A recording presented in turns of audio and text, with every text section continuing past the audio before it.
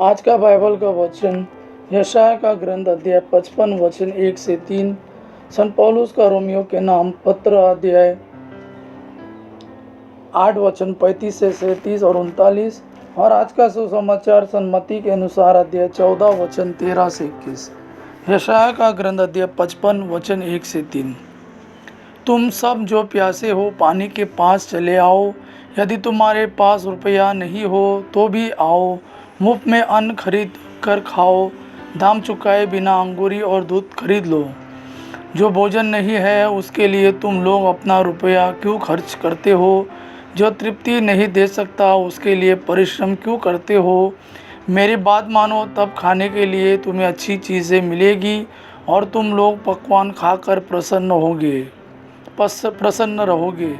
कान लगाकर सुनो और मेरे पास आओ, मेरी बात पर ध्यान दो और तुम्हारी आत्मा को जीवन प्राप्त होगा। मैंने दाऊद से दया करते रहने की प्रतिज्ञा की थी, उसके अनुसार मैं तुम लोगों के लिए एक चिरस्थायी विधान ठहराऊंगा। दूसरा वचन संत पौलुस का रोमियो के नाम पत्र अध्याय 8 वचन 35 से 37 और 39। कौन हमको मसीह के प्रेम से वंचित कर सकता है? क्या विपत्ति या संकट, क्या अत्याचार, भूख, नग्नता, जोखिम या तलवार? जैसा कि धर्म ग्रंथ में लिखा है, तेरे कारण दिन भर हमारा वध किया जाता है, वध होने वाले भेड़ों में हमारी गिनती हुई। किंतु इन सब बातों पर हम उन्हीं के द्वारा सहज ही विजय प्राप्त करते हैं जिन्होंने हमें प्यार किया। न आकाश या पाताल की कोई शक्ति और न समस्त सृष्टि में कोई या कुछ हमें ईश्वर के उस प्रेम में से वंचित कर सकता है जो हमारे प्रभु यीशु मसीह द्वारा मिला है। आज का सुसमाचार सन्मति के अनुसार अध्याय 14 वचन 13 से 21।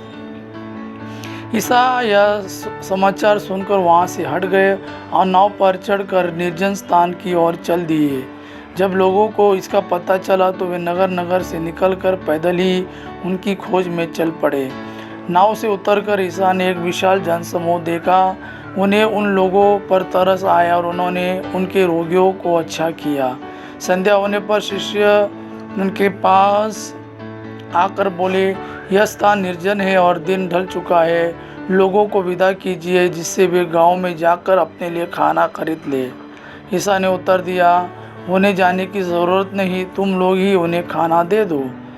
इस पर शिष्यों ने कहा, 5 रोटियों और 2 मछलियों के सिवा यहाँ हमारे पास कुछ नहीं है। ईसा ने कहा, उन्हें यहाँ मेरे पास ले आओ। ईसा ने लोगों को घास पर बैठा देने का आदेश देकर वे 5 रोटी और 2 मछलियाँ ले ली। उन्होंने स्वर्ग की ओर आँख उठाकर आशीष की प्रार्थना पढ़ी और रोटियाँ तोड़ तोड़ कर शिष्यों को दी और शिष्यों ने लोगों को। सबों ने खाया और खाकर तृप्त हो गए और बचे हुए टुकड़ों से 12 टोकरे भर गए। भोजन करने वालों में स्त्रियों और बच्चों के अतिरिक्त लगभग 5000 पुरुष थे। यह प्रभु का वाणी है। प्रभु को धन्यवाद। आबा पिता की महिमा और पुत्र यीशु का प्रेम आप पर सदा सर्वदा बना रहे। आमेन।